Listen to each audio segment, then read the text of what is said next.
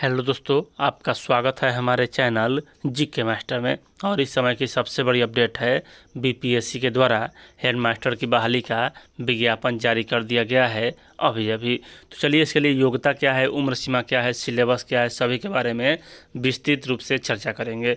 इससे पहले अगर चैनल पर नए हैं तो प्लीज़ चैनल को सब्सक्राइब कीजिएगा, शेयर कीजिएगा और लाइक कीजिएगा। ऐसे ही अपडेट जानने के लिए सबसे पहले देख लीजिए, यहाँ 2 प्रकार का विज्ञापन जारी किया गया है।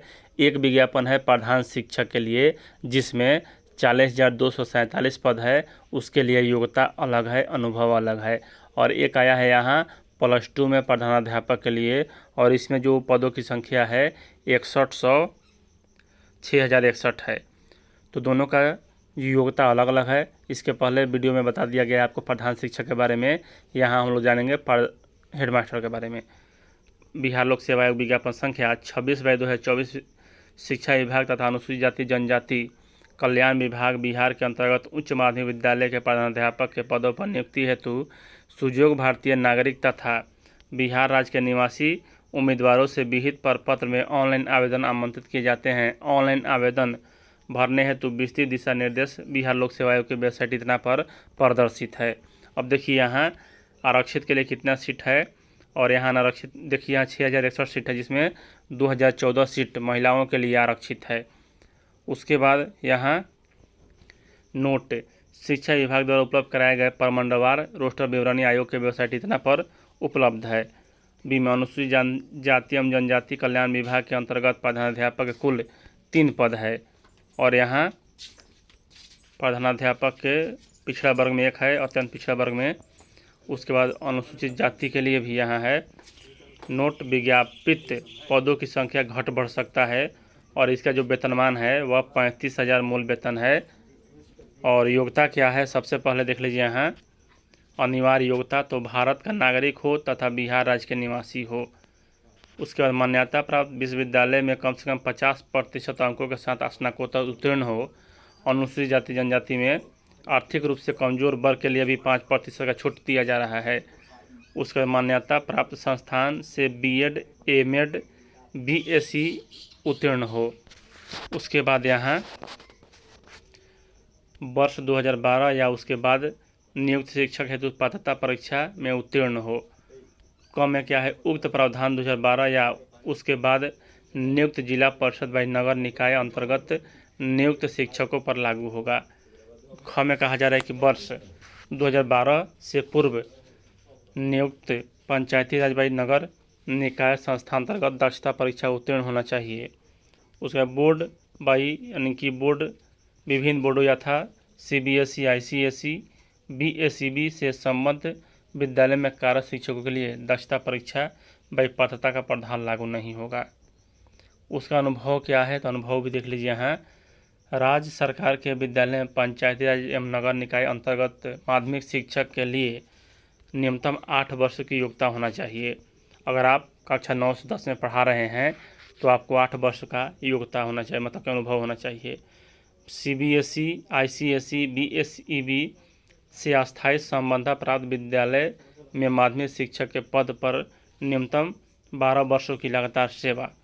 उसके बाद ग में क्या कहा जा रहा है, सरकार के विद्यालय में पंचायती राज संस्था एवं नगर निकाय संस्था अंतर्गत उच्च माध्यमिक शिक्षक के पद पर 4 वर्ष की लगातार सेवा। अगर आप उच्च माध्यमिक यानी कि 11-12 के शिक्षक हैं तो आप 4 वर्ष लगातार पढ़ा रहे हैं तो आप इसके लिए योग्य हैं। और घ में कहा जा रहा है कि सीबीएसई, आईसीएसई, बीएसईबी से अस्थायी संबद्धता प्राप्त विद्यालय में उच्च माध्यमिक शिक्षक पद पर न्यूनतम इतना, मतलब कि अगर आप डायरेक्ट सरकार से नहीं जुड़े हुए हैं तो 10 वर्षों की सेवा आपको चाहिए, और जो सरकारी राज्य सरकार से हैं तो 4 वर्षों की सेवा आपको होना चाहिए। उसके बाद यहाँ उक्त अवधि की गणना योगदान की तिथि अथवा प्रशिक्षण अर्हता प्राप्त करने की तिथि जो बाद की तिथि हो के आधार पर की जाएगी। नोट, पंचायती राज संस्थान व नगर निकाय संस्थान के शिक्षकों द्वारा अपने संबंधित विद्यालय के प्रधानाध्यापक, प्रभारी प्रधानाध्यापक द्वारा निर्गत प्रमाण पत्र मान्य होगा, किंतु चयन के उपरांत नियुक्ति के समय जिला कार्यक्रम पदाधिकारी स्थापना द्वारा प्रत्याच्छादित अनुभव प्रमाण पत्र मान्य किया जाएगा। उसके बाद यहाँ CBSE, ICSE, BACB को से अस्थायी समता प्राप्त विद्यालय के शिक्षकों का अनुभव प्रमाण पत्र संबंधित विद्यालय के प्रधानाध्यापक के स्तर से निर्गत किया गया मान्य होगा। इस हेतु विहित प्रारूप आयोग के वेबसाइट इतना पर उपलब्ध है। यदि पूर्व में CBSE, ICSE, BACB द्वारा मान्यता प्राप्त संचालित विद्यालयों में माध्यमिक शिक्षक के पद पर नियुक्त होकर कार्य कर रहे हो एवं बाद में पंचायती बाई नगर निकाय संस्था में माध्यमिक बाई उच्च माध्यमिक शिक्षक के पद पर नियुक्त होकर कार्यरत रहने की स्थिति में प्राप्त अनुभव दोनों तरह की विद्यालयों की अवधि को एक साथ जोड़कर 12 वर्षों की न्यूनतम होना चाहिए। और उसके बाद यहाँ यदि पूर्व में CBSE द्वारा तो यहाँ 10 वर्षों का होना चाहिए। कंप्यूटर, संगीत, ललित कला एवं नृत्य शिक्षक द्वारा प्रधानाध्यापक पद पर आवेदन करने की स्थिति में अर्हता संबंधी विभागीय आदेश में कंप्यूटर, संगीत, ललित कला एवं नृत्य कला की नियुक्ति हेतु BA, B.Ed, MSc की डिग्री की अनिवार्यता नहीं है, किंतु उक्त कोटि के शिक्षक यदि सेवा काल में पूर्व से B.Ed, M.Ed, BSc की डिग्री B.Ed की डिग्री धारित करते हो तथा अन्य शिक्षकों की तरह अनुभव योग्यता प्राप्त करते हो तो आवेदन कर सकते हैं। यानी दोनों में आपको छूट दिया गया है। और यहाँ उम्र सीमा क्या है तो 50 वर्ष जनरल के लिए और महिलाओं के लिए यहाँ लगा है।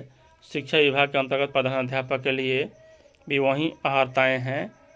उसके बाद उम्र सीमा अनुसूचित जनजाति के लिए यानी कि 50 वर्ष है। उसके बाद यहाँ 10 दिव्यांग के लिए 10 वर्ष की अलग से छूट है। उसके बाद यहाँ जो यह सिलेबस है देख लीजिए आप, यह आपका सिलेबस हो गया सामान्य अध्ययन B.Ed विषय और यह वस्तुनिष्ठ प्रकार का होगा, निगेटिव मार्किंग नहीं है, न्यूनतम अर्हतांक वही है जो अन्य सभी में रहता है, साक्षात्कार नहीं है, लिखित परीक्षा के कुल प्राप्तांक 1 एवं 2 के आधार पर होगा।